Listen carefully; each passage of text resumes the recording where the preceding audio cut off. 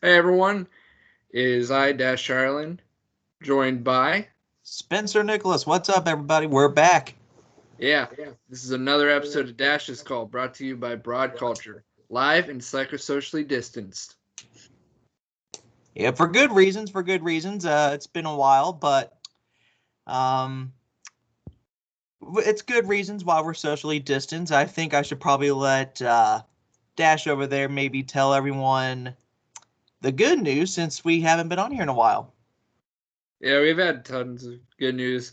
Um, well, me and Devil Mercenary, we adopted a cat named Lyra, and she can be a little bit of a hellion, but she's a lot of fun. And while she was supposed to be my cat, she got attached to my wife. She's in the background laughing at that, which we are actually 30 weeks now with the baby, and the baby will likely be born in January.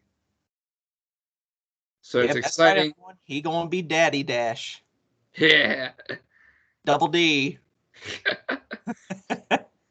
Yeah, instead of being Dash Ireland, I'll be called Daddy Ireland. Oh my gosh. I like Daddy Dash better. Thank you, Devil Mercenary. You're welcome. And this is why I opted for her to join into today's episode, but she decided she wanted to just be us. I might pitch in every now and then. You heard That's it okay. from her. Women always do that. That's perfectly fine. Yeah. By the way, what do I you get think to of... be Uncle Spence. Woo! Oh, yeah. By the way, And there'll be, of course, be Uncle John, Uncle Hal, Uncle James, Uncle everybody. yeah. Yeah. By the way, what do you think of my new layout for the Dash It's Call bit? It's nice. I definitely enjoy it. I think it looks really sophisticated. Yeah, I decided to make something different because I change it up every now and then. So I included the logo, the usual Dash It's Call symbol, the Broad Culture logo, um, the Broad Culture strip, and then a little piece of art that I made a couple years ago. Very nice, very nice. All right. Without any further ado, it is time to go into Song of the Week. Now, this one's a bit special because there's two songs of the week, one per person. So, Spencer, I'll let you do Song of the Week. All right. Number one, my song of the week. It's been a song that's actually been stuck in my head for the past couple of weeks. I finally got introduced more into the music of a band that I believe I started listening to sometime, I think, over quarantine for the virus. It's by a band you may or may not know. They're called Ghost. Ghost. Yep. So song of the week for me is Dance Macabre from their album Prequel. I think it's a really I actually really like the track. It's very it's dark, it's fun, it's perfect. I I know I've listened to two other songs of theirs, Square Hammer and He Is, but right now, Dance Macabre is my number one song by them, with Square Hammer coming in at a very, very, very close second. Yeah, I'm not really much of a fan of Ghost, but that's for my own obvious reasons. You can ask Mercenary, you can ask John, but that's just me. Understandable. Yeah. Now, I'm 100% shocked that you're interested in Ghost. I made a face when you were talking about it just because I didn't see good old teddy bear Spencer listening to Ghost, but You'd be surprised of what what other groups I like. yeah. oh, I'm interested to hear that. Yeah. All right. How about you, my brother? All right. So before I kind of get into Song of the Week, I was going to wear one of my newer hats, but I was like, because I just haven't been wearing hats much lately. But instead of wearing the Punisher snapback, I got this Pennywise snapback that I got from Walmart. Nice. I love wearing it, and the reason why I'm covering up the bill is because I've got a sticker from my work there. So I don't want to get in any trouble with my work. Plus, kind of a bit like free advertising, but I'm not going to go into that. Understandable. All right. So I kind of have a song of the week. I kind of don't. I kind of have two of my own, and I haven't really been sure. So I'll just like pick the one that I'll say is the official song of the week for me, and then the one that didn't really make it. Okay, so I guess we're going true song of the week and honorable mention. I guess so. Before we go any further, I'm going to go ahead and take a guess. I think I know who the artist is. Shinedown. It is not. Oh, thank the Lord. You're going to be absolutely surprised. So my true song of the week this week is Red Cold River by Breaking Benjamin. Ooh, Because okay. the other day, Devil Mercenary and I watched this movie called The Silencing, which she's going to hate me for this, but I guessed who the killer was before she did. Okay, there's an explanation to that, okay? We're not going into that. But I love to hear it I sometimes. just kept talking during the movie. Yeah, for the whole half of the movie, he's like, oh, I bet it's this. Oh, yeah, and this is involved? Yes, yes. I couldn't even get a word in, so don't let him brag about it. I'm going to brag about it. But the reason why I picked Red Cold River by Breaking Benjamin is because a lot of the story that comes from the movie The Silencing reminds me of the music video. Because the music video for Red Cold River deals with a man who loses his daughter because his daughter gets kidnapped and he's searching for the abductor. And it's actually someone he knows in the community, and he ended up killing her. And something that happens in The Silencing is that there's this guy who owns this patch of land, and he's an alcoholic, and he lost his daughter like 5 years ago, and they know nothing, and his ex-wife is about ready to just call for a death certificate. But it's a really interesting movie. It's really thrilling. I can't say it's entertaining because it's a dark movie. I'll have to give that a watch. Yeah, it's definitely a good movie. So, and it really rekindled my urge to listen to Breaking Benjamin because I'll listen to a lot of Shinedown, Breaking Benjamin, what have you, and um I'll even branch out occasionally, like listening to Machine Gun Kelly, Fallout Boy, the new Smith and Myers stuff, which it was almost going to be Smith and Myers, so you were close with Shinedown had I put that in there, but I haven't listened to any Smith and Myers the past couple days. Understandable. So, what's the honorable mention, if I may ask? All right. So the honorable mention is the other day, Devil Mercenary and I watched 8 Mile, and Ooh, yeah, my I attention. I was kind of looking up clips on YouTube and stuff, and up popped the music video for Godzilla, and I started noticing like how the big bit to it was faster than Rap God, and I'm like, I'm gonna be hooked on this. And Devil Mercenary already got annoyed by how much I listened to it. Ah, hey, look, it's all good. It's all good. I'm a big fan of Marshall Mathers. Yeah. Which the music video for Godzilla is hilarious. Like it's just hilarious Eminem antics. And there's a bit from Mike Tyson where he throws a classic hangover punch right to Eminem. I mean, come on. Eminem's music videos are always fun. Like, I mean, without Like shady. Stan. Yeah. Now one song you might not know about by him, which I love, it's hilarious, makes me laugh every time. It's Fack. It's what? Fack. Fack. Fack. Okay, I got you. Yeah. Yeah. And I was going to quote the music from that song, but we've already lost our monetization. Ah. Usually, John would come in and make that joke. Yep. All right. So speaking of 8 Mile, into today's episode. That's right. We're going to be talking about some music biopics. That would be movies that are made about musicians, whether they be just the artists themselves or the whole group as a collective. Yeah. So that's what leads to today's episode being called Music Movie Monday. Absolutely. This whole thing started between me and Dash after he has gotten interested in a new Netflix series about probably the greatest Latina music sensation of all time, Selena.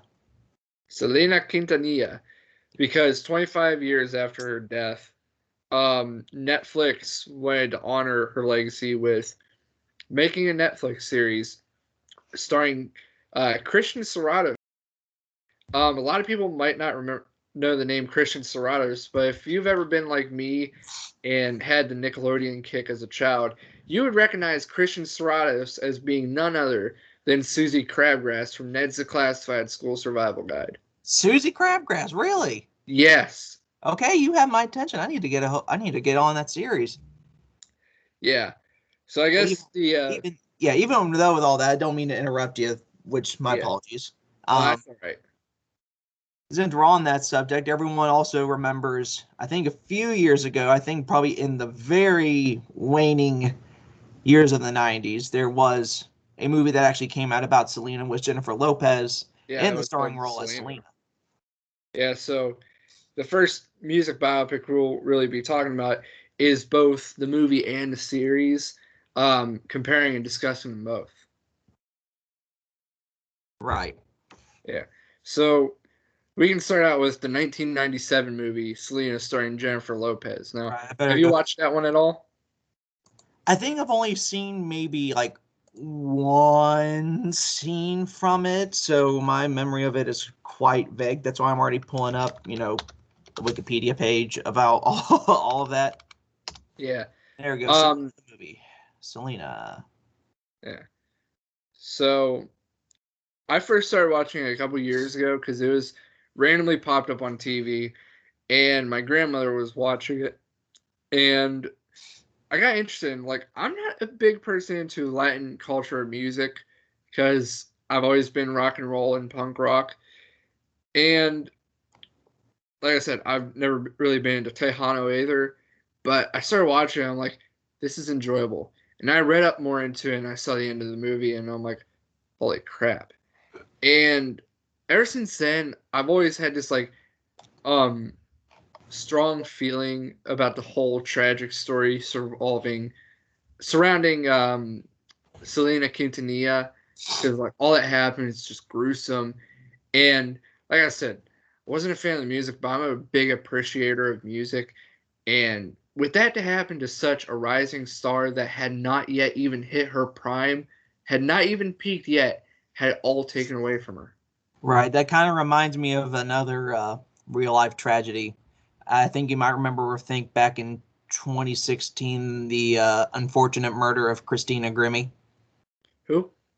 She was a contestant on a music show. I wanted to say that it was the Voice. It might have been. Yeah, hold on, let me check. Let's see. Yeah, she was on The Voice. She was on Adam Levine's team, but then in June of 2016, I believe, a day before the day of the Pulse nightclub shooting, she was actually shot by a fan at a signing, and her brother actually got a hold of the gunman right as the gunman shot himself, I believe.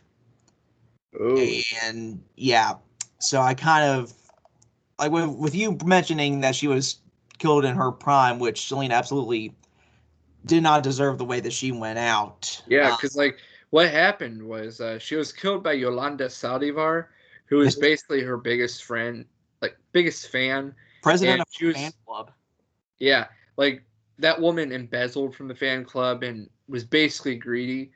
And Selena wanted to fire her and like put her in jail, but then Saldivar shot her and the bullet went straight into her right shoulder blade, but it went right through an artery. Now she was able to name Saldivar as the person who shot her right before she collapsed, but by the time she got to the hospital, she was already brain dead, and they tried to revive her many times, but they had to officially pronounce her dead.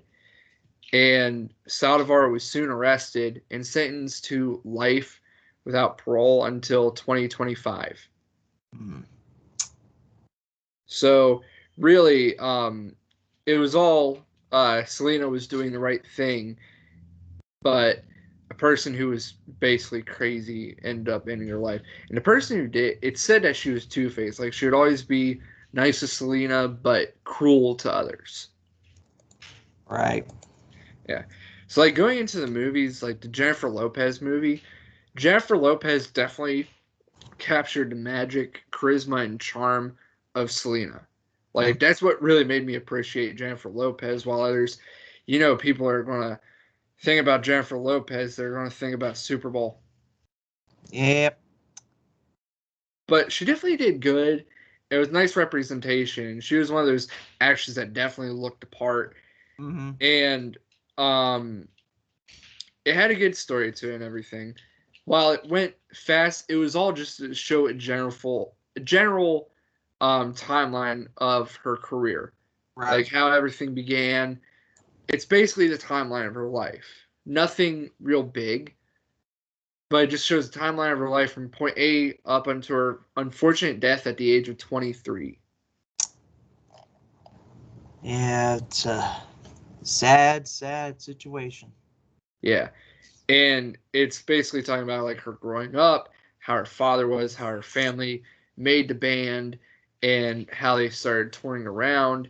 And then Chris Perez comes in and they start the secret relationship because her father doesn't approve. And then they get bigger and bigger.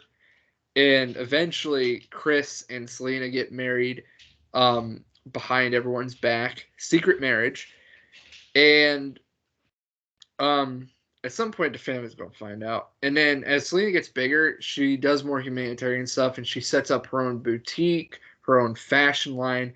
She's getting big, and for the longest time, she's always wanted to do a crossover album in English. But studios and even her father said that it's not time for an English album. But that's like you learn a lot from music biopics, and a lot of the stuff you learn is actually accurate. But we'll go into the parts that are not accurate whenever we go into future movies. But whenever it comes to Selena, I definitely learned a lot, and that she was wanting to do a crossover album for so long. And it was right whenever she was finishing up all the stuff with that English language album when she died. Mm-hmm. Some people, man, some people. Yeah. And if you actually like read up on everything that happened after Selena's death, is that after she died, the Tejano music industry really took a huge hit, and Tejano never recovered, which is unfortunate. Absolutely. Like, while Tejano was a thing before her, she became the big heart and soul behind that music. Absolutely. She Yeah. was basically the face of Latino music for quite a while. Yeah. They called her Queen Tex-Mex or Queen Tejano. She certainly was a queen. Yeah. And so when they made the movie in 1997, it's pretty good. But now they have the series, which, if anyone's watched the Netflix series, it's actually pretty good. Like, Christian Serratos herself also manages to capture the beauty and charm of Selena Quintanilla. And I kind of like that they chose to make a series out of it, and it definitely honors the legacy, as AB and Suzette Quintanilla, her siblings, were producers on the show. And it takes a slower pace, so you get to um, learn more about Selena. You get to see who she is. You get to really feel attached to her. You see her struggle, her family's struggle, what building up to their big breakout into fame. Right. And you see her mature over time. You see her look change and change. Like, it starts out where she's a young child when her father learns of her talent, and he wants to make a band out of his children because his band failed, and it starts building up and building up. I haven't finished it yet, but I'm close to the end of the season. But I gotta say, the series is fantastic. I bet so. I bet so. And if anyone's got 80s nostalgia, you'll definitely have it because of all the 80s stuff that happens in most of the season. Plus, there's even an old 80s Target ad in there. A lot of old stuff. Can't wait to watch it sometime, my man. Yeah, like, it's a whole lot of fun for everyone. Because originally, Devil Mercenary wasn't going to watch it, but I did. She was like, "What? Did you like how Selena looked?" I'm like, "No, I just appreciate music, and I really um, find a lot of interest in Selena." She's over here giving me the stink eye. Got anything to say, babe? No, no. There you have it. She hates me. Nah, just half the time. Yeah. All right. So that finishes up. You got anything to say about the Selena biopics? Not too much, since I've only seen very minimal footage from the 97 movie, and then I haven't started the series yet, so my opinions are probably very, very limited about it. Yeah. Another cool thing about the Selena series is that whenever they show like camera stuff, it doesn't show actual footage of Selena, but they managed to make what they film from the cast make it look like it's old, like it's straight from the 80s. Hmm. Like it's a really cool effect. I love how far cinematography has come. Very So, nice. like the 97 biopic movie, it was a nice movie that could definitely give you a reason to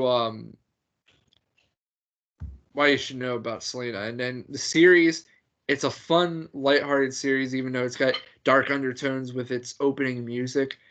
And while I love how fun it is and whatnot, and how I'm getting attached to the characters, I'm going to become super depressed when the series ends because we all know what's coming at the end of it. Like Yeah, I'm going to be heartbroken. I feel that, man. I feel that. Yeah, I'm going to be more heartbroken than Opie Winston's death in season 5 of Sons of Anarchy. Hmm. All right. See, I'd understand that if I've ever watched Sons of Anarchy. Yeah. Well, hopefully you don't have some fans that hasn't finished it. All right. Without any further ado, we're ready to move on to the next biopic. Yep. Wait, you having me choose now? Yeah. You want to do number 2? All right, number 2. Let's see. I have a list of here. Which one do I want to do as number 2? You know what? Let's go ahead and bring back one that we kind of talked about earlier. And Yeah. based on our discussion from, I think, the other day, you weren't really sure this would fall under the umbrella of biopic or more Yeah. autobiographical. So I'm going to cover it under both because I've seen a good chunk of this movie. I haven't seen the whole thing yet, but I've seen a good chunk of it at least talk a little bit about it. And that's 8 Mile, which is, as everyone may or may not know, the story of Eminem's life and upbringing at 8 Mile Trailer Park outside of Detroit. Yeah. It's very interesting how you view his upbringing in Detroit and how he handles things growing up in a rough area and with a rough life. And plus, the movie did win a Grammy for Best Original Song for a Movie. Or was that an Oscar? I don't remember. But it was for the classic track Lose Yourself, which gets memed all the time. Very much so. Very, very much so. Like, it even got quoted once, well, parodied by one of my favorite YouTubers, Count Dankula, because he was doing a video about Bob Ross, and he hated wearing the wig. And he's like, head is sweaty, mom spaghetti, something like that. Oh, you were. I think you were right earlier because I just looked it up. It was an Academy Award for Best Original Song. Yeah, there we go. I grew up watching 8 Mile. The first time I watched 8 Mile, I think I was 9 or 10. But they say it's semi-autobiographical because in this one it's about Jimmy Smith, who goes by the name B Rabbit, because we know that Eminem is Marshall Mathers, but there's a lot of similarities in the story that's being told because um, Eminem did have a lot of trouble with his own mother, and he grew up on those streets in Detroit. And I he mean, also, and he also had trouble getting his music out there because he did have like extreme like stage fright at first. Yeah, the joke artist. But they do put a lot of stuff in there that's not actual, just for the effect. Yeah, and I gotta say, it definitely is an interesting and entertaining movie because watching those rap battles, the parts where Eminem comes in, I just love it. And there's even videos coming out like why no one tries to put a diss track on Eminem anymore. because normally he'll come right back harder than they tried. Hey, he's a walking dictionary because he is so fast and quick. He's a rap genius. And I've argued with people like, who do you think is the best rapper? And I quickly say Eminem. Like, obviously, you've got the classic rappers like Tupac, Biggie, all the others. But I gotta say it's Eminem just because he's pulled in so much. He's pulled in several um, billion views videos, such as Love the Way You Lie, Rap God, I think. Maybe not. There's tons of videos he has that have been watched over a billion times.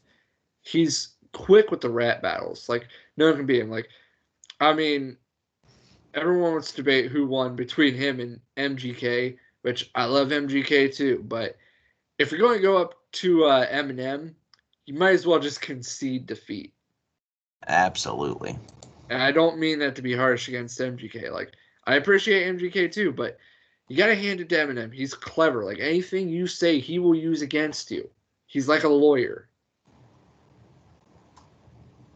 Exactly. Yeah. And which Nick Cannon should have never tried to go up to Eminem. Like, Eminem didn't have to respond because all of his fans went straight after Nick Cannon because Nick Cannon's diss track was the cringiest stuff you'll ever see. Oh boy. Then I'm glad that I have never heard it or seen the video if there is one. Yeah. And whenever you hear his rap battles against the leaders of the free world or like the work rap battle, it's pretty hilarious. And I just love the part where he's battling and he just like moons the person he's rapping against. He's like, I'll walk my ass back to 8 Mile. Or like the manner that he's just able to go out all out hilarious with that and be a smart ass, I love it. I mean, that's how Eminem is. He'll get you. He will get you. Yeah, like you'll hear that in songs like Fack or The Real Slim Shady or My Name Is. Like, I just love how hilarious they are. I always look at Without Me as a prime example of his comedic videos with his subtle lyrics about how rap would be different if he wasn't around, or how it would be, as he says in the song, empty without me. Yeah, and Eminem's really had some genre bending stuff because like not only is he rap, but he's at like it's not all lighthearted comedic. A lot of times it's been, and he's done some collaborations that have been quite successful. Like everyone knows Love the Way You Lie because I remember being in middle school and all the dudes were just singing Rihanna's part. Yes, dude. Middle school was a fun time, and I remember that being like one of the songs of the summer during, I think, it was the number one hit 2010 or 2011. And I truly didn't appreciate that song until I was like in late high school. Sometimes you just gotta look back on things and appreciate them as they are. Yeah. And Eminem has had a lot, and even now he's still pretty big. And like his recent album Music to Be Murdered By, which has songs like Venom and Godzilla. And Godzilla features Juice WRLD, who I didn't really know who Juice WRLD was until Devil Mercenary showed me the song "Come and Go," which I really love, and I hear Godzilla. I'm like, this is insane and entertaining. It's sad that he's dead now, though. Yeah, but like the song "Come and Go" by Juice WRLD, even though we're getting a bit off track, that's something that we like to listen to because Devil Mercenary and I really love each other. Sometimes. It depends the day. She's still mad at you for not eating lunch with her that one day. Oh yeah. Oh yeah. That would no that I even if I had old timers or something, I think I would always remember that. Even I remember that. Yeah. That's how I met. That's how I met her. Yeah, that's how you met the feisty side of me. Real quick. Yeah, I know the other day I made another reference to a classic joke that you guys always love to pull on me, but it's not appropriate. It's not appropriate for these videos. Most of your jokes are not. But anywho, back to the music. Yeah. But that's basically my piece on 8 Mile.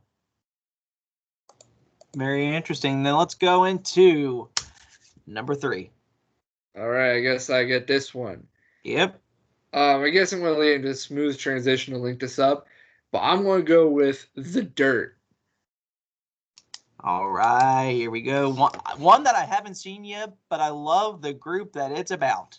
Yeah, Motley Crue. Let's do it. Yeah. So The Dirt is about Motley Crue and their hilarious hijinks to become known as the world's most notorious band. And it stars, most notably, Machine Gun Kelly as Tommy Lee, which was honestly an amazing pick. I've heard good things about that. I've heard good things about his performance.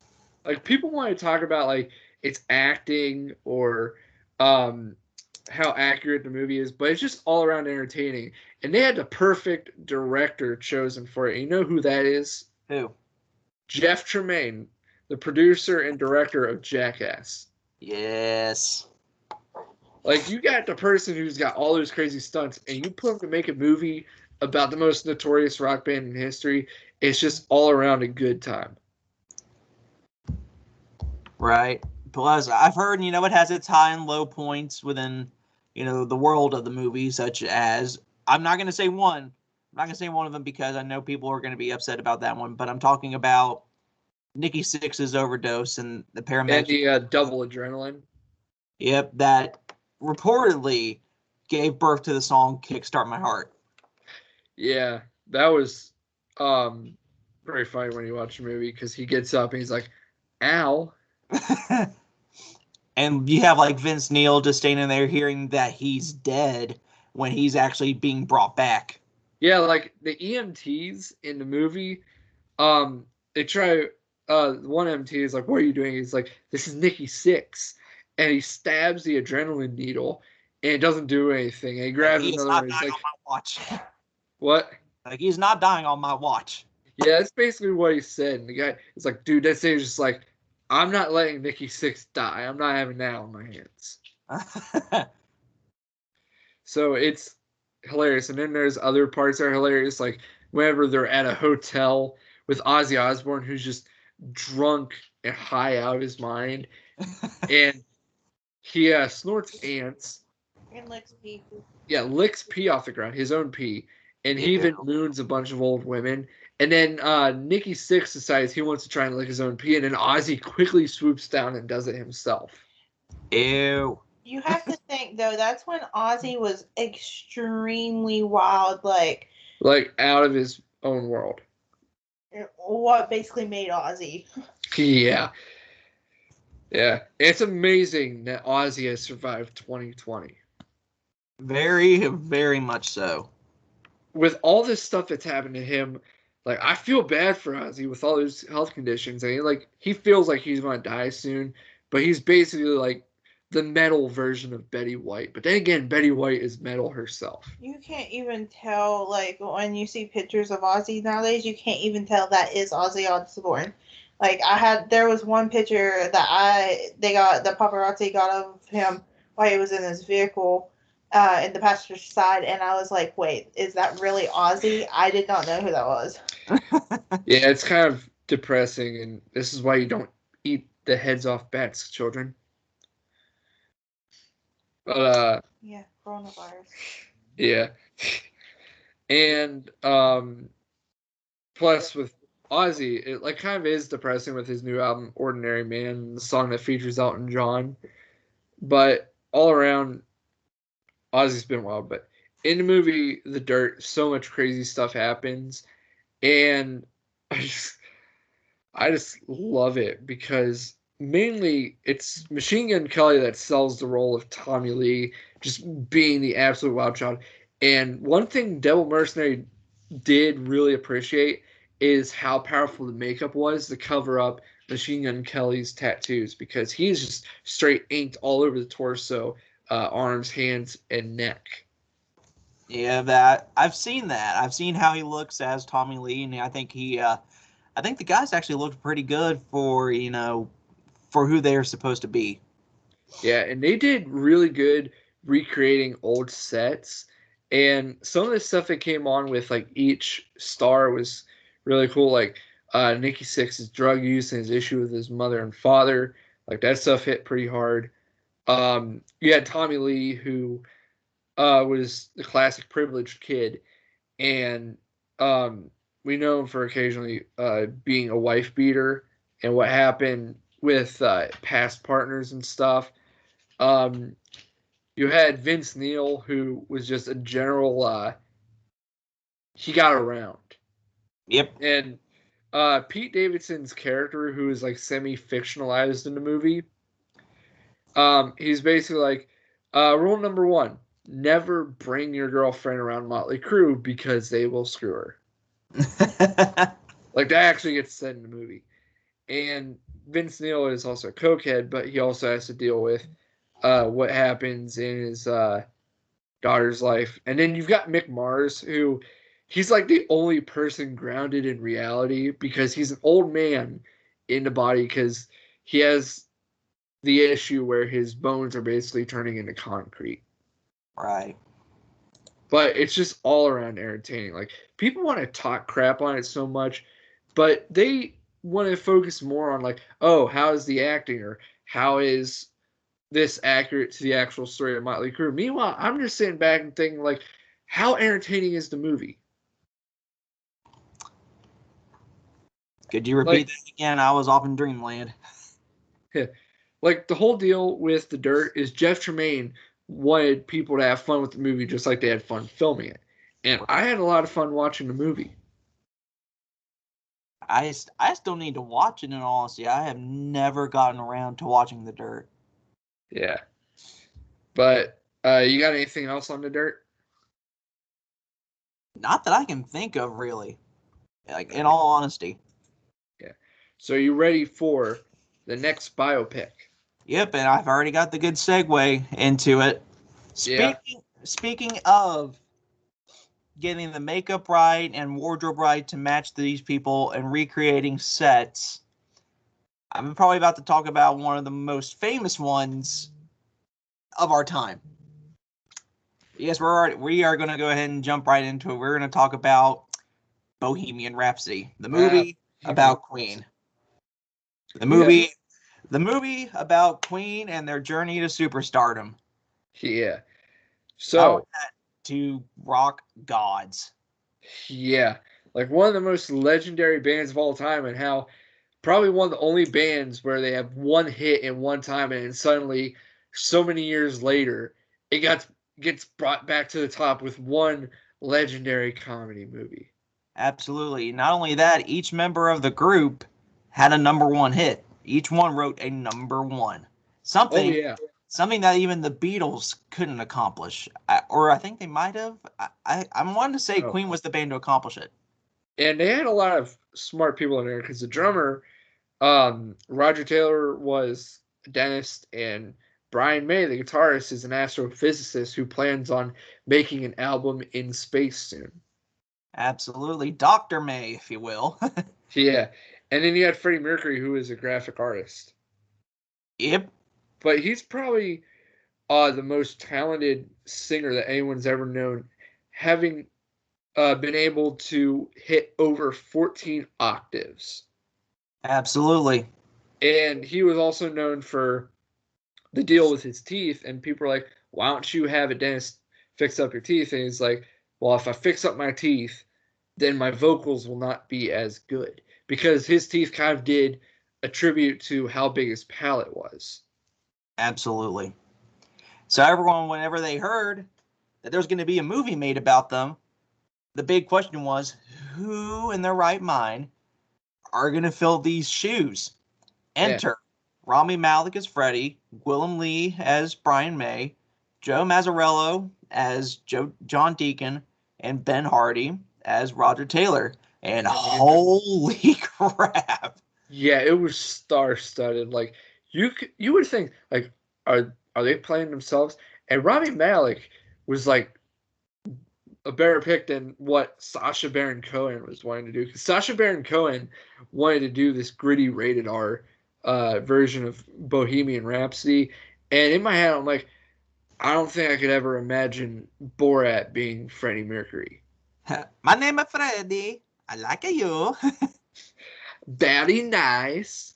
Very nice music. But, I mean, first of all, you had to get these guys properly prepared to take on this monumental task of portraying these guys on the big screen. Yeah, like the biggest task was recreating Live Aid, and they got it down to the very second, all of it completely accurate with what had to be done. They had to film it on, I think, some airstrip outside of London to get the stage right. Yeah, and it was insane. And it's kind of cool how what they did was they used the impersonator's vocals, some of Rami's vocals, and Freddie's actual vocals. Funny you should mention the impersonator. His name's Mark Martel, and I've actually gotten. I have gotten to see him in concert last October. Holy crap! Oh my God, the man! If you closed your eyes, if you were at that concert, sounded exactly like Freddie Mercury. I'm not kidding. Yeah, it's like I've seen him on YouTube, seen him seen him in concert. Oh my God. Yeah. And something really cool about the movie is like, they did all that faithful recreations, and while it wasn't as historically accurate because there's a lot of conflicting stuff, I do like how they pay homage to Wayne's World and bring in Mike Myers. I love all the quick quips to make jokes about, like, whenever they're in the office with Mike Myers talking about Bohemian Rhapsody, Mike Myers is 6 bloody minutes. I'll say it's forever. And then one of the members... She thinks 6 minutes is forever. Yeah, pity one. It's just hilarious. Absolutely. And I definitely feel like the story being told in that is like, it's not really much about the timeline, but it really focuses on Freddie a lot. And I think it is Freddie's story about wanting to feel loved, and he's like trying to get all the attention, but he's like not understanding how the other members have their lives going on too. Right. It's still wanting to be a family, even when they're starting to drift apart, they come right back together. Yeah, and it's definitely a great tale. And something kind of cool is that in one of the scenes where Freddie is talking to I can't remember her name, and usually I know this name, but she was Mary Austin. Yeah, Mary Austin. When he's talking to Mary Austin on a payphone at a truck stop, the truck that you see in the shot is Adam Lambert. Absolutely. It's hard to tell under all that facial hair, but it's Adam. Mr. Adam Lambert, the current singer for Queen. Yep. Yeah, definitely all around entertaining. The only problem I really had was now I'm not really going to go into the inconsistencies because I'm not going to be that type of a-hole, but I kind of did see one thing with the teeth, but I get how they're trying to fit the prosthetics on the Rami Malek, but I just felt like they're more of a caricature of how Freddie Mercury actually looked. Right. I mean, that was probably one of his more prominent features, to play devil's advocate for just like one tiny insignificant second. Yeah, but I'm not going to let that ruin my experience in the movie because it was a fun movie, even when I was sitting in a movie theater alone by myself, surrounded by a whole bunch of people watching that movie. I mean, it's a movie that makes you just want to sing along with. Yeah, like it's impossible not to sing along. Like no matter how much you look at this movie, you're like, that's not right. You just hear the songs, you're like, yeah. Yep. Like all those songs are classics. Like by the time the end of the movie hit and they're playing "Don't Stop Me," I'm just singing along. Like usually I'm just like the type of person who doesn't like to sing in public, but whenever you got Queen playing, it's impossible. Like they always say, if you turn on Bohemian Rhapsody in the car and the other person doesn't sing along, you're gonna have a problem. Absolutely. Abso-freaking-lutely. Yeah, so Bohemian Rhapsody, while it's not entirely accurate of the story of Queen, it's definitely a fun experience for people, and unfortunately, China didn't like it. Pardon me, who? China, like they edited it out all the parts that are pretty accurate about Freddie Mercury, such as his sexuality. Oh. Like they edited out all that stuff to make him look straight because you know how China is. Yeah, but that's a different thing. Yeah. That's a whole lot of political stuff that we can't go into. Right, that's not what this video is about. It's about the music. Yeah.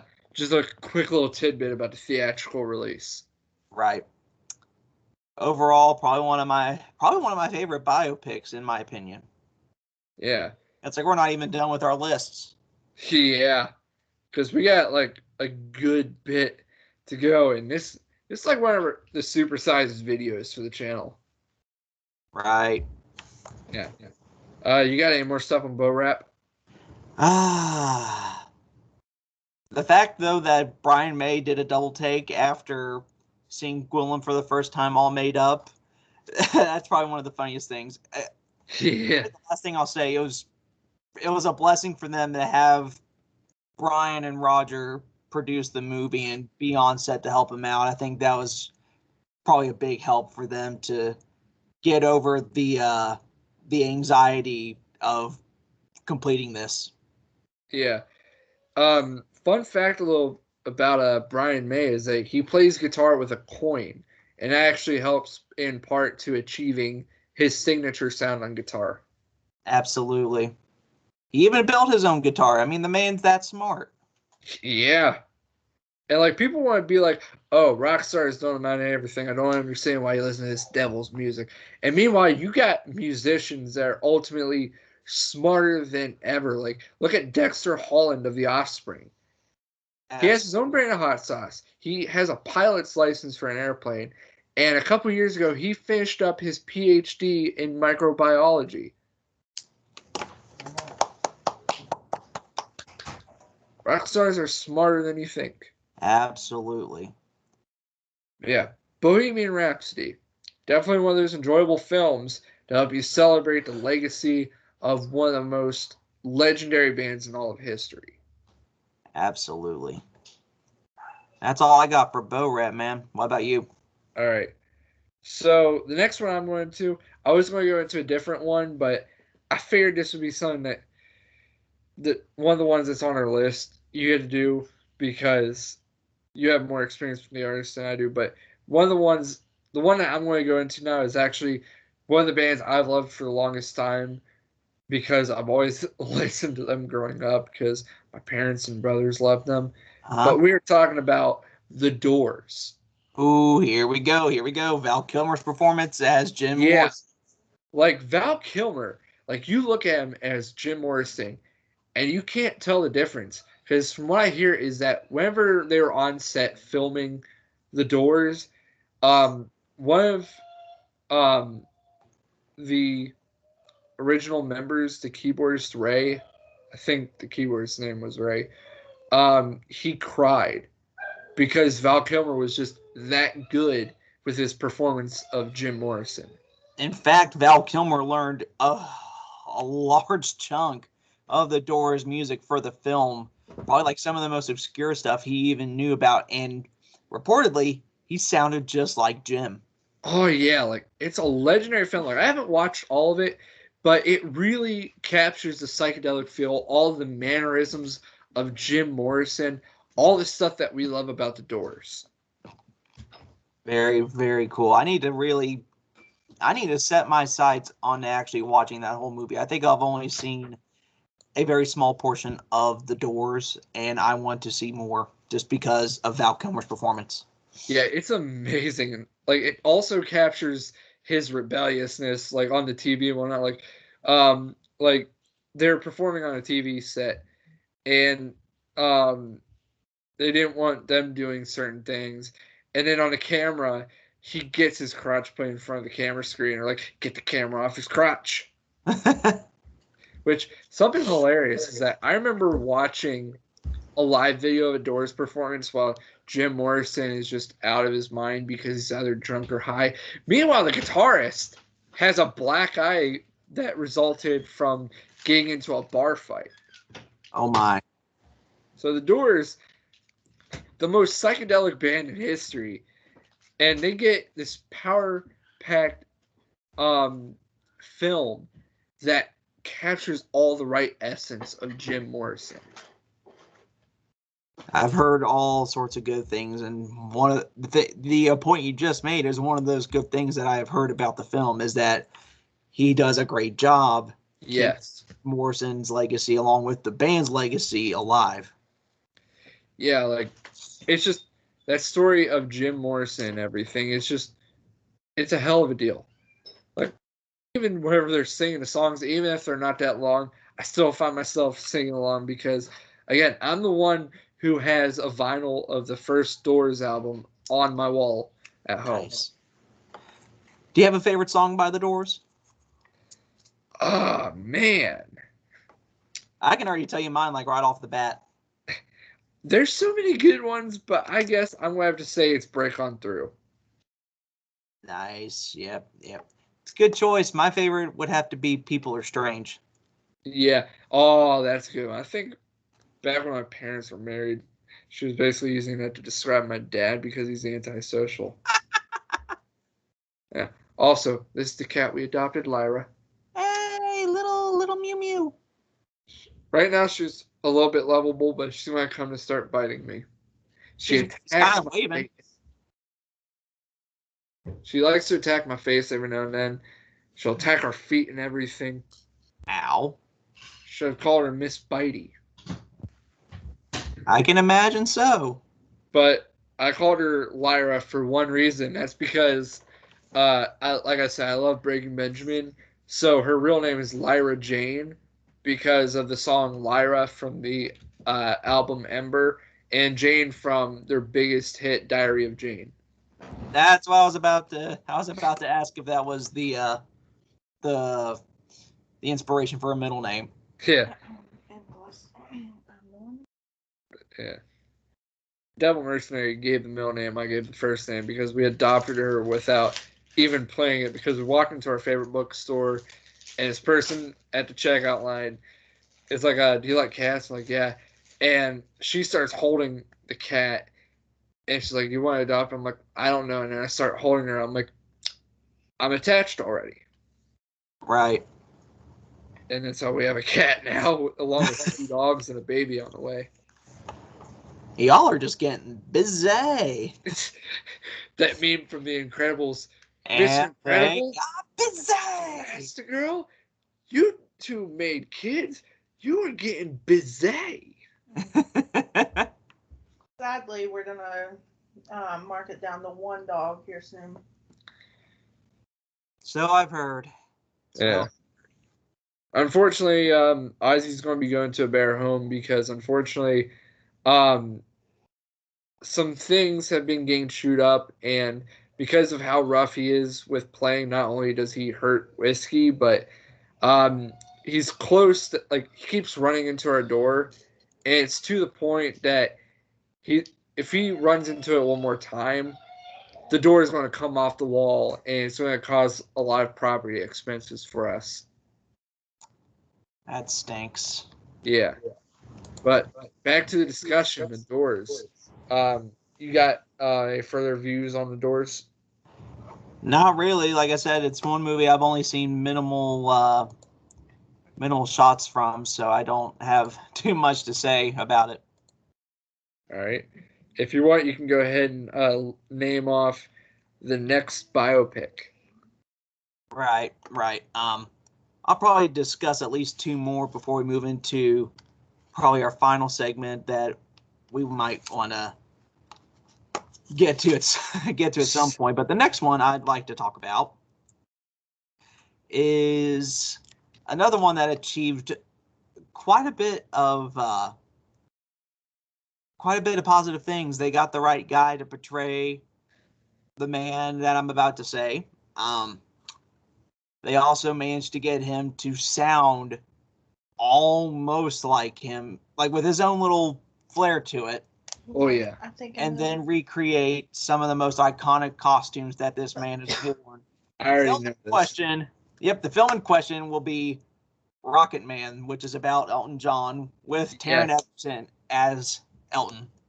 Yeah, I swear, I love Rocket Man because I only just saw it back in August. I watched it a couple times, and I love Taron Egerton because of the Kingsman movies. But this made me appreciate him even more as he sang, and now I'm singing Elton John songs. Like, I never really was a fan of Elton John. Oh, yeah, let me put that in there. When I would play Elton John in the car, I wouldn't say politely ask to get the turn the song, but he would tell me, no, I don't want to listen to this today. But I was gone for 1 week, and he watched Rocket Man 3 times, and now he plays more Elton John than I ever have. And the reason why I didn't like Elton John back then is because I grew up more enjoying rock. Like, the only time I really liked an Elton John song was Crocodile Rock because it showed up on the Muppet Show when I was a kid. Right. And plus, I grew up in a family where more conservative, a tiny bit homophobic. Oof. So I really never had an appreciation of Elton John. Until I came along and opened his mind. Free your mind. Yeah, but Elton John is the man. I love him. I probably will cry once he dies. Yeah. But I wanted to go on his Farewell Yellow Brick Road tour, but the tickets are so outrageous. Oh yeah, trust me. I would skip out in a heartbeat just on anything just to go. Probably skip out on labor. yeah, have a baby born at an Elton John concert. Hey, she'll become the next star, I guess. Imagine that. Elton's just like, we just had a baby born at this concert, ladies and gentlemen. It'll be the most legendary baby ever. Yeah, but the movie is incredible, and I think that the real story to it is that it's really about Elton's struggle to accept and love himself because he has so much issue because it's always seemed like his mother never really did love him but only cared for him, and that his father just pushed him away yeah, and he just gets used up by the worst people. And you've got people that want to be there for him, such as Bernie Taupin, who provides all the lyrics for his music. Absolutely. He's the man behind the lyrics, and then Elton's the man behind the music itself. And it's so fun watching Taron Egerton as he does all this stuff. Like, I learned a whole lot about Elton, and they get all the hairstyles right, and it's really accurate, which I love. I just love how in the movie he mentions, I've never fought once with Bernie. And then at the end of the movie, during the credits, they're like, they still haven't had a fight and they remain great friends. I'm like, I love this. Right. They had a small little shouting match, but that was it. Yeah. It was just all around great. And how the sequences are with the music, it's also really fun. Absolutely. The way that they incorporated a lot of his famous songs into the storyline was absolutely perfect. Yeah. Originally I didn't want to see the movie because, again, my bias towards Elton John. But it's just the simple fact that because Devil Mercenary loved Elton John, and the fact that it was directed by Matthew Vaughn and starred Taron Egerton, I was like, I have to see this. Absolutely. And you want to know what's a little bit ironic? What? The person that actually got abused by Elton, who was his manager. Now that's also the same manager who tried to screw over Freddie Mercury, as we saw in Bohemian Rhapsody. Yep. The ironic thing about that character that got portrayed, while he was portrayed by two separate actors, both of those actors starred in Game of Thrones. One of whom was Littlefinger. See, I haven't watched Game of Thrones, so I'm not exactly sure, who the characters who the characters are. Yeah, but it's a funny little coincidence. I think they did that on purpose. Maybe. Yeah, that's my piece on Rocketman. A definitely enjoyable film. Very much so. I guess it's my turn, ain't it? Yes, sir. All right. Probably my favorite biopic of all time. The man that I kind of modeled my voice after. He is probably one of the biggest known country stars of all time that everybody loves. Going. Johnny Cash and his biopic Walk the Line. Here we go. Now you got my attention. A story where just Johnny Cash, where he's just pushing people away and refuses to open up and get help. And it's an enjoyable film because I love the music. The performances are amazing. That's what really made me appreciate Joaquin Phoenix and Reese Witherspoon. Really, Walk the Line is what introduced me to Joaquin Phoenix. Not Gladiator, not other movies. It was Walk the Line. Same here, man. That and Ladder 49 were my two introductions to Joaquin. Yeah, whenever it comes to Walk the Line, there are a lot of times where I like the music from the movie more than the original music that was made. Did you know, I think one of the scenes where Joaquin and Reese, I think, were singing together as Johnny and June, was actually them at a real nightclub singing to people who did not realize, that they were actors and that, this was their debut to actually start singing. Yeah. And it's just it's a great movie and it's a great experience, even though there's so much dark stuff that happens. But Absolutely. It's enjoyable. Like Joaquin and Reese put on some great things. It ends on a high note. Like it doesn't end with them in like old age. It just ends at a right place that's right for the story, where Johnny is on better terms with his father and he's married to June. Yep, after the ugly divorce with Vivian. Yeah, like this is where like the great movies have, like they know the right place to end at. Like Bohemian Rhapsody, it struggled to have a good ending point because they used Live Aid as the climax, and you had to switcheroo of the directors because there's always those internal troubles. But movies like Rocket Man and Walk the Line know how to find that proper point to end the movie and show a real completion to story and the evolution of the characters. Absolutely. Right. And you've watched Walk the Line, right? I actually have. I think up until very recently, I would say within up until I think last month, either last month or the month prior, I'd only seen bits and pieces of Walk the Line, and then Tarando finally sat me down and watched the whole thing from start to finish, and I have found a very much renewed enjoyment for the film. Yeah. But yeah, all around enjoyable. So Yes. are you ready for the next biopic? Yeah, but I'm going to talk about just one more because I think time for me is kind of getting crunched a bit, but, Yeah, because like I've got like 3 other biopics that I can name right off the bat. Right. So the last one I'm going to talk about is one that I think I've only seen very minimal things of it. I think I'll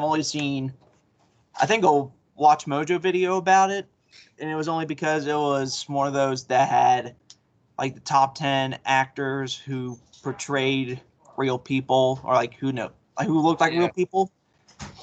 This is one I think that'll catch you a little off guard, because the final film I'm going to talk about in our little discussion here is Ray, which is about Ray Charles and has Jamie Foxx in the starring role.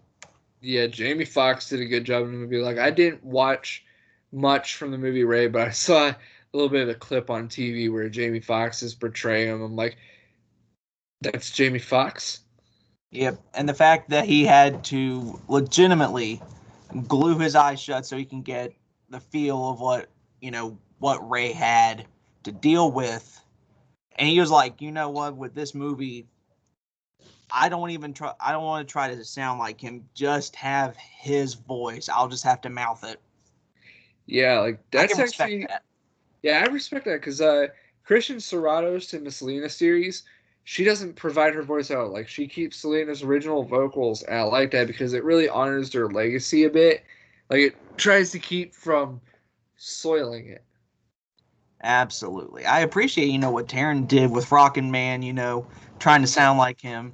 But, Yeah, stuff and like how this. Elton was on board because I just find it hilarious because Elton John cameoed in Kingsman: The Golden Circle, and Right. suddenly they make a movie about Elton John. And they have the guy who was in Kingsman portray him, and it's just like, this is perfect. Yeah, it was perfect. I just love it. And I just love how Elton John was all on board with everything. And his cameo in Kingsman Golden Circle was just utterly hilarious. Absolutely. He had his own little fight scene for it. Yeah, and I'm the one that pointed out the Easter eggs to him. Yeah, the big Easter eggs in Kingsman the Golden Circle. Poppy's robot dogs are named Benny and Jet after the hit song Benny and the Jets. Very nice. Very, very nice. And in the movie, Elton is just an utter smart aleck. Absolutely. They don't pay to see Reginald Dwight. They pay to see Elton John. Yeah. And then during the big action sequence, he's singing Wednesday, Wednesday. And like, isn't the movie Sunday? Well, what's today? Wednesday. Exactly. And just stomps the guy's foot and beats the crap out of him. All around great experience. Absolutely. All right. I've got 3 other biopics I listed off, but I can go briefly through them. 2 of them I haven't watched completely. Yeah, go for it. I want to hear you out. All right. So the first one that I'll list off, I actually have watched in its entirety once, and that's Jersey Boys, directed by Clint Eastwood. Ooh, I've seen a little bit of that film too. Yeah. Now, I love Clint Eastwood. I appreciate all his movies. I love his movies. And Jersey Boys, I just had to watch it because they had Joe Pesci, which Joe Pesci was an actual character in the movie, and it's played by someone else, but I love Joe Pesci as well. And then, Who doesn't love Joe Pesci? yeah. And again, I'm a sucker for music biopics. I only opted to watch it once, and it's all right for me. But I can never watch it again because I hate that song, Sherry Baby, because I have to listen to it 1,000 times every time I go to work. Because they play it on the speakers. And I'll tell you one thing about Italian restaurants. They're either playing super depressing music or they're playing music from the 50s. 50s, 60s, whichever.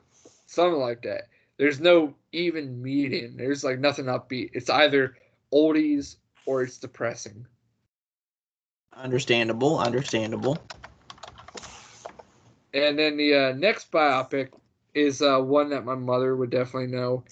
And it's a little biopic about another big country artist known as Loretta Lynn.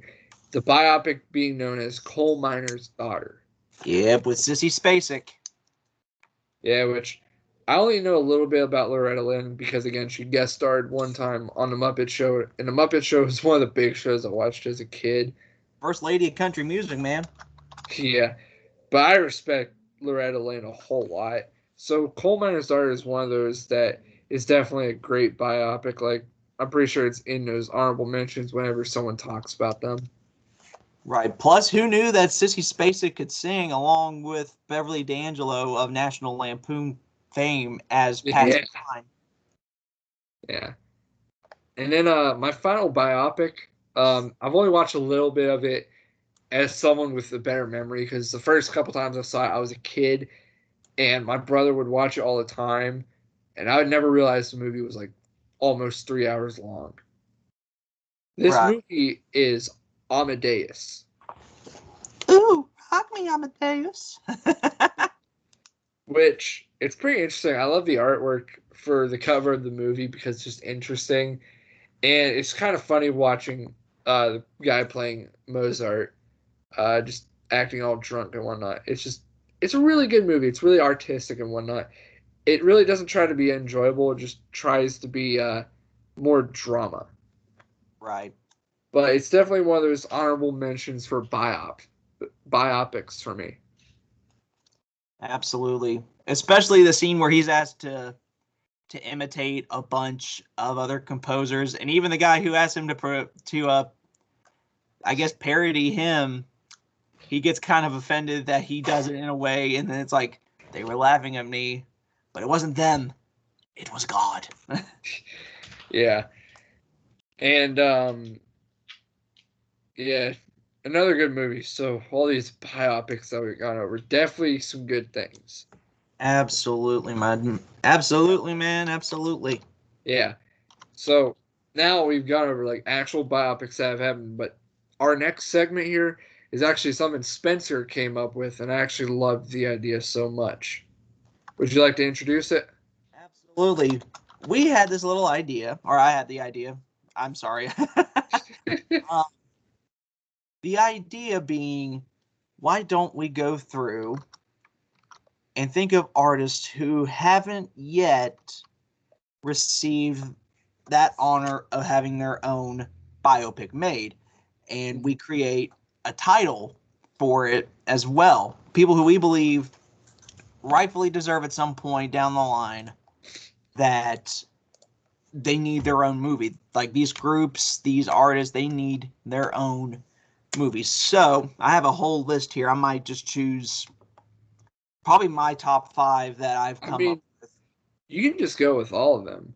Right, I'll probably just go through. I'm not gonna like talk much about them, so I can probably just go through like my entire list and then let Kynan go through his, and we just kind of compare and contrast. You know, should they have a movie? Shouldn't they have a movie? All that fun stuff. Yeah. So I'll go ahead and start with my list. First and foremost, I decided to go with another country music star, if you will. His name's Kenny Rogers, passed very recently, and I could not think of any better title for his movie than The Gambler. Well, that'd be the perfect title for a movie about one of the most recognizable voices in country music. Sponsored by Geico. Oh, for crying out loud. Here we go. Then, following that, I have probably one of the most influential rock bands of all time. One from the 70s and one that has released music up well into the 21st century. I know where this is going. Maybe. I might throw you a curveball. I'll ask, who do you think I'm talking about? Kiss. I'm not, because they're reported to be getting one in actually next year. Huh. The group I'm talking about is the Eagles. Ah. And I had to think about like what I was going to call the movie because there's so many good choices for what it could be called, but I couldn't think of anything else other than Life in the Fast Lane. Yeah. Yep. Next guy. This will be one of the first solo artists. Well, actually, scratch that. It wouldn't be one of the first. Kenny Rogers was the first. Another solo artist who, if you've seen this man before, if you've been to one of his concerts, which I haven't, but I've heard that they're quite a fun time. His music's quite fun too, because I myself am a parrot head. That'd be Jimmy Buffett. Jimmy Buffett. Yep. And I actually really had to think on, since a lot of them have song titles for the movies, I think about which song title I kind of wanted to use. So I kind of used one, but I just cut it in half. So I just called it Changes in Latitude for Jimmy. The next one, I actually created a kind of an original title, but at the same time, not so much, because I'm pretty sure people would call this guy's movie what I'm going to call it. But that's Willie Nelson. I think you can see where I'm about to take this. Willie Nelson's movie is going to be called High Life. I mean, hello. Next up is ABBA. I've been in the musical Mamma Mia, but I'm not going to call their movie that. I took one of their songs and just replaced a word. So their movie is going to be called We Have a Dream instead of I Have a Dream. Since it's all four of them. What? That's surprising. What, ABBA or the title? ABBA. I think they deserve it. I mean, they're one of the top European artists of our of probably an entire generation. I never expected you to be someone like who is into ABBA. Oh yeah, once I became involved in that musical, I've become a big ABBA fan. I mean, whenever it comes to ABBA, I turn into Stephen Hyde from that 70s show, where I want to burn every disco record. I mean, there's more than the disco stuff that they're known for. Yeah. There's some slow stuff. Yeah. Next up is a man that I wanted to see in concert so bad. Taran and I wanted to see him because he was coming here, but then the virus hit and blew those plans out of the water, and that's Alice Cooper. Ah, yeah. So I kind of altered one of his titles, and I just decided to kind of base it on who he is personality-wise. So it's going to be Mr. Nice Guy. Instead Alice of Cooper is a treasure. Oh, this is going to be fun. Next is Billy Joel. I think you can see where this is coming from a mile away. It's going to be called Piano Man. I hate Billy Joel. I think a lot of people do, but I appreciate the man. I mean, I get like why a lot of people love Billy Joel. It's like whenever I was a freshman in high school, I was in marching band, and one of the other high schools was doing a Billy Joel show. And we ran into that band so many times because small state and whatnot, and countless competitions and showcases. And the one song that they loved using to warm up was Piano Man. So I had to hear it so many times that to the point that anytime I hear Piano Man, it becomes insufferable to me. Yeah. He basically yells at me every time it comes on my playlist, but I still make him sit through it. Right. Next up is another country artist. I don't know why I'm on a country kick. There's actually one more country artist after this next guy. But,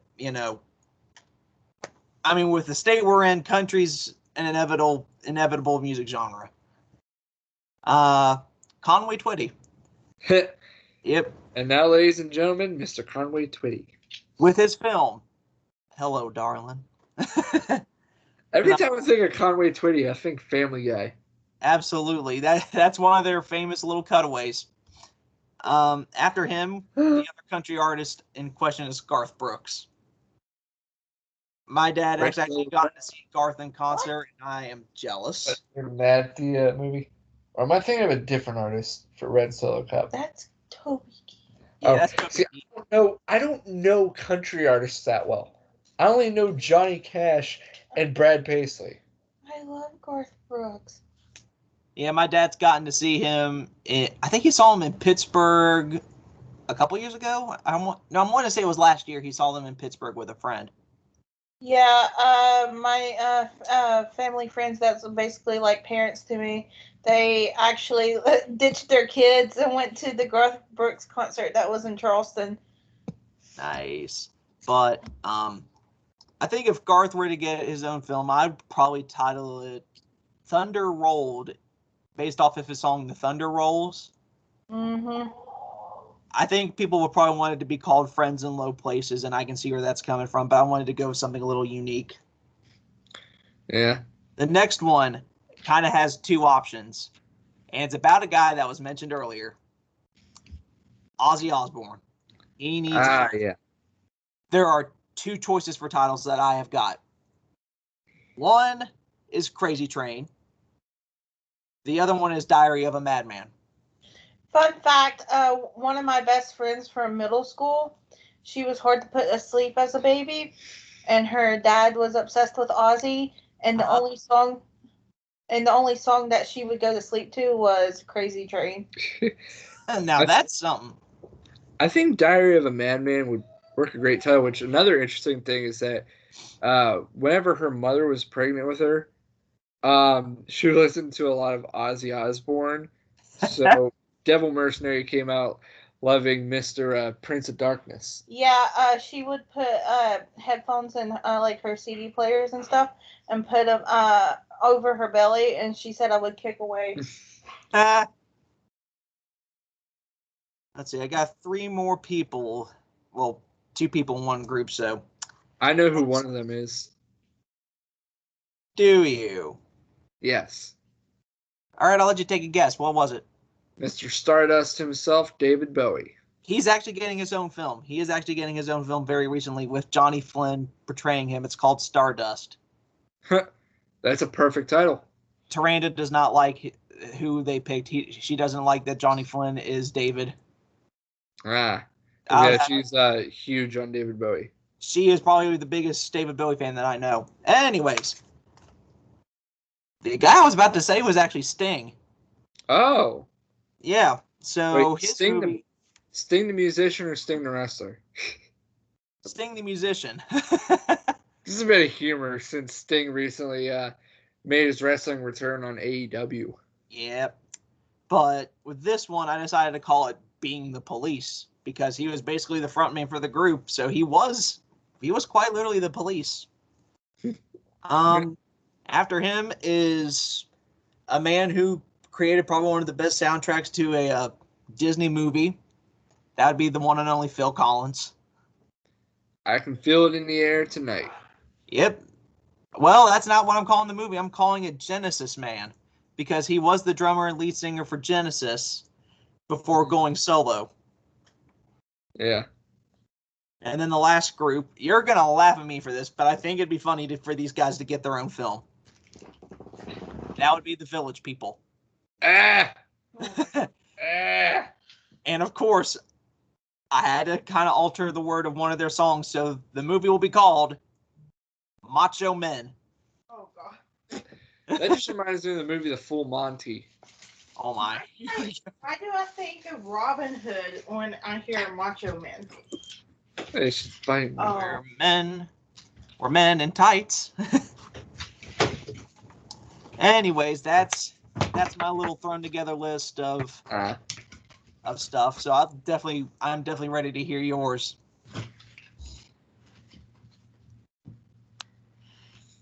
All right. Fun. So my list, it does have an artist that you did mention once. Okay. But I'm going to go from the top and work my way down. Right. That's actually what I did. So we're on the same page. Yeah. I've actually got a ton. Which my first one of my favorite, it was the frontman of one of my favorite bands of all time, Mr. Right. Dave Grohl. Here we go. Which band are we talking about? Nirvana or Foo Fighters? Both, because originally I was going to think, what about a band about Foo Fighters? Wait, no. We got to start with Nirvana. So I can't really do one about Nirvana. So I just decided, you know what, screw it. Focus on Dave Grohl. He's led one life. First, he was a nobody from Virginia. And then suddenly, he's the drummer of the biggest band in the world in the 90s. And then he becomes one of the biggest rock superstars known to man. Absolutely. Who sold out Wembley twice. The man is that good. The fact that he can be a great drummer and a great guitarist. Yeah. And vocalist. Yeah, and the one title I had to pick was Learn to Fly. Ooh, yes. Because I just feel it's perfect as has come so far and has not stopped yet. Absolutely. Yeah.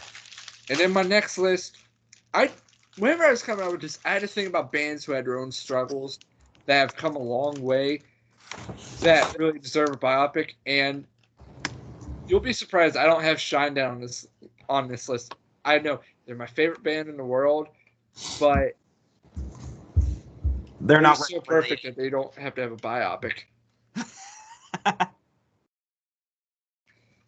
So I know John will be disappointed I don't put Shinedown on the list. He'll probably comment on this video at some point. Yeah. All right, next band up, Green Day. Ooh, here we go. One of the biggest punk bands in the world. I feel it's only essential that they have something dealing with Billy Joe. And I couldn't really figure out a title, but I was going to think, American Idiot. Oh, wait, no, that's taken by that musical. Yep. So I was thinking When I Come Around. I would have gone with something totally different. What would you have gone with? Boulevard of Broken Dreams. Yeah, because I felt like When I Come Around, it's like if we're going to have a story where the band clashes with each other, or just clashes with authority, just saying When I Come Around, whenever I become reasonable. Right. But that's my whole deal with Green Day, because I grew up on Green Day like my brothers did. Understandable. Because my oldest brother is who introduced me to the album American Idiot. Right. And then my next one was Seether, because Seether is one of the biggest rock bands, and they come from South Africa. Right. I figured it would also focus on Sean Morgan because he's had alcohol troubles, and he unfortunately lost his brother to suicide. Mm. And he wrote a song about that, and to me, I think that song title would also become the title of the movie, which would be Rise Above This. Ooh, there you go. And this next one is a bit laughable. Like I said, I like Machine Gun Kelly, so there's enough to his life to make a movie about because of his drug addiction, growing up in Cleveland and whatnot. I couldn't really find a good one about this. The title is a song title, and while people are going to probably make fun of me for this and they're going to cringe, I just thought Rap Devil because he played a role in rap. Right. And while he's not on the same level as Eminem, I just felt like Rap Devil was fitting because I would say Tickets to My Downfall, which is the title of his newest album, but he's already making a musical out of that. Right. The next one of the biggest modern bands that we know, who will probably fizzle out soon because that's just how a lot of modern bands are whenever they're big on the current deal. That's 21 Pilots. Okay. And it was hard to figure out something clever for that, but if there's anything, they have managed to stick together for so many years to work for success, and the faith that they have together, and a religion playing a role. So I figured that the fitting title would be Holding On To You, which is also the name of their single from their second album, which was Vessel. I probably would have called it Heavy Dirty Soul. That would actually be a better one. I like yours. It was good. All right. I gotta rush a little through. So the next one is Corey Taylor, because I was thinking Slipknot or Stone Sour, but it really all focuses on Corey Taylor. And he's lived quite a tragic life as he's had so much happen to him. He's gone through overdoses and whatnot. And I think there's no more fitting title than Fabulous off the album Hydrograd. Yep. I actually have that song on my phone. I need to listen to it a little more now after this. Yeah. And, The next one is Linkin Park, and I instantly knew why I wanted to tell this because it all really like goes towards Chester Bennington and his struggles through life. So there's no more fitting title than Castle of Glass. Mm. Why was I about to say in the end? Yeah. I felt like that would be too depressing. Yeah. Yeah. The next band I want to point out is Avenged Sevenfold because they had their own struggle after the drummer Jimmy the Rev Sullivan passed away, and I figured like the movie would like focus like on that struggle, with the biggest key to their own success was him. So I figure like a good title for that is A Little Piece of Heaven. Nice. The next band, the biggest thrash metal band ever known to man, Metallica. Yes. And if you're going to talk about a band that's so influential in metal that has had so much success, you have to call the movie Ride to Lightning. Yep. Off Right. of their album.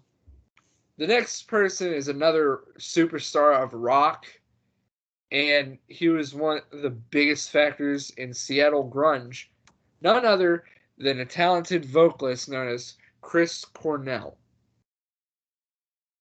Yep, here we go. Good old Pearl Jam. Well, he wasn't Pearl Jam. He was Soundgarden. Aha. You're thinking Eddie Vedder. Yep, there it is. Thank you. Yeah. Thank you for correcting me. But Chris Cornell, such a talented man. I didn't really know what I wanted to name it, so I went with easily one of the most recognizable songs by him, which is Black Hole Sun. Also have that on my phone. Need to give it a little more love after this. Yeah. All right. Next on the list was a person that you've mentioned too, which is Mr. Alice Cooper.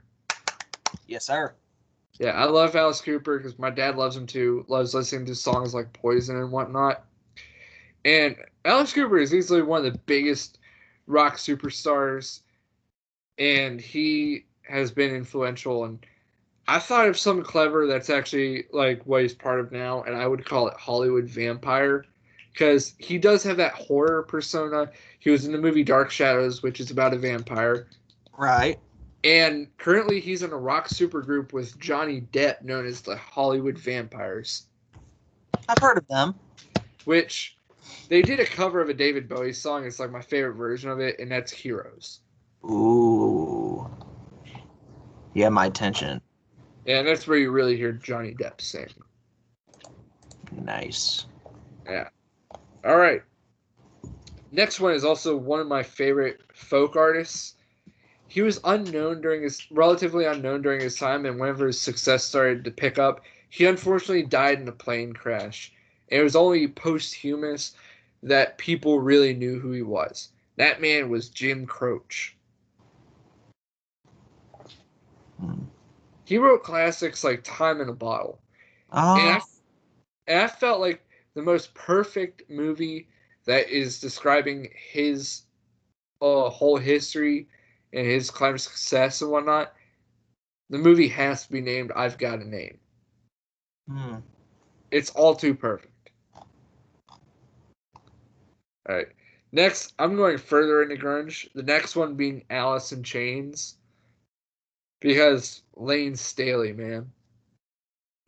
And I've got two possible titles. The first one being called Into the Flood. Because Into the Flood is actually pulled from the song Wood, which is my favorite Alice in Chains song. And the other one is called Man in the Box. So it kind of plays on like Lane Staley's own issues with drug abuse. Yes. I would definitely call it Man in the Box.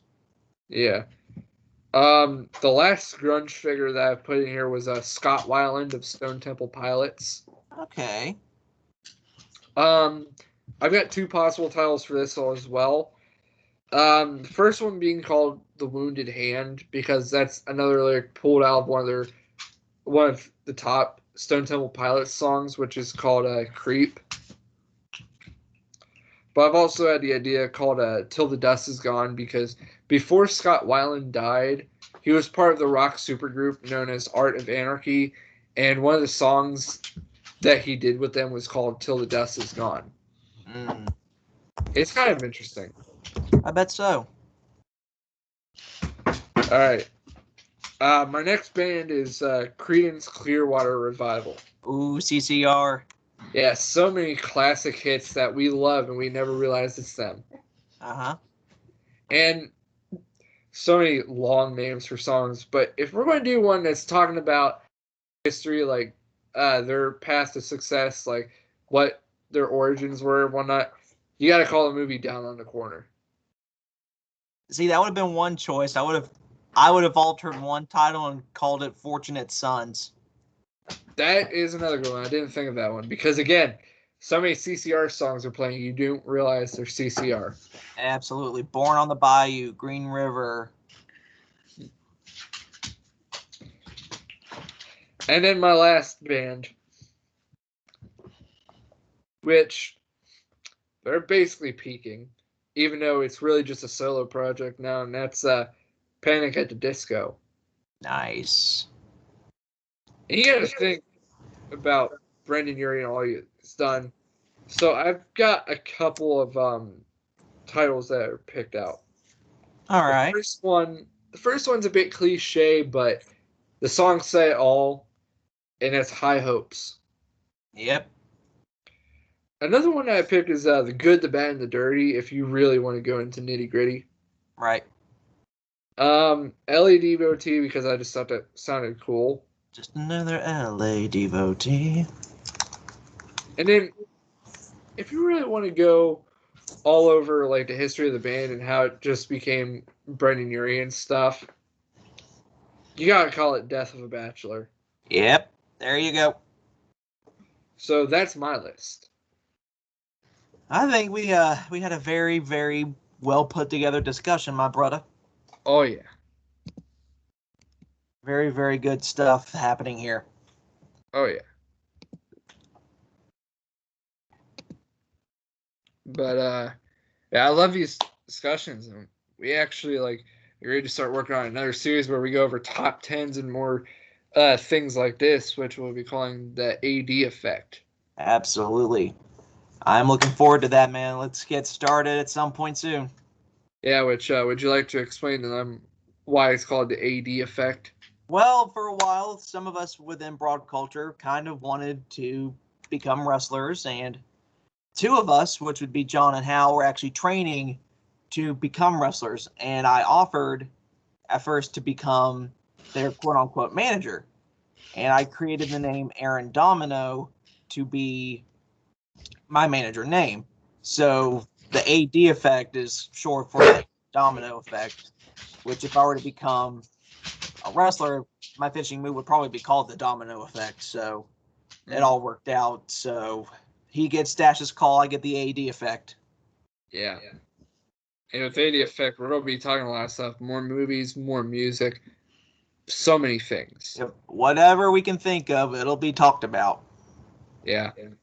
And hopefully soon we'll get to do our big top 10 all-time favorite albums video, because John's also made a list. Absolutely. We want to get him involved. We want to get some of these other guys involved. So we'll create lists that'll be centered around them. You'll get to see more of our more guest stars. So all that fun stuff will be coming up. Just keep your schedules clear. Oh yeah, because I definitely have a more open schedule for now, because my internship ended a couple weeks ago, so I've only got my job to worry about. But soon, it's going to be to where, when, like, if I can do it, more videos, and that's whenever, like, after the baby comes, because I'm going to spend a lot of time focusing on the baby. Absolutely, man. That is highly noble and highly respectable, man. Yeah. I'll know that feeling one day. Yeah. I know that in the future, I've got future Dash This Call episodes planned out where I talk about different things. Because during the final days of my internship, I was brainstorming topics to talk about. Absolutely. Yeah. Anything else you'd like to add? Not that I can think of, man. I think we've hit the right ending note. Yeah, and we definitely went over a lot in such a long amount of time. Absolutely. It was great catching up. Oh yeah, definitely. Great to make another video again. So just got to keep this going whenever we're free. Yeah.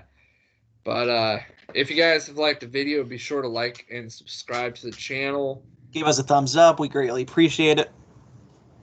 Yeah. But without any further ado, I have been Dash Ireland. I have been Spencer. Thank you again. You've been watching Dash's Call, brought to you by Broad Culture and Psychosocially Distanced. A little wordplay of my own. We'll see you next time. See you then.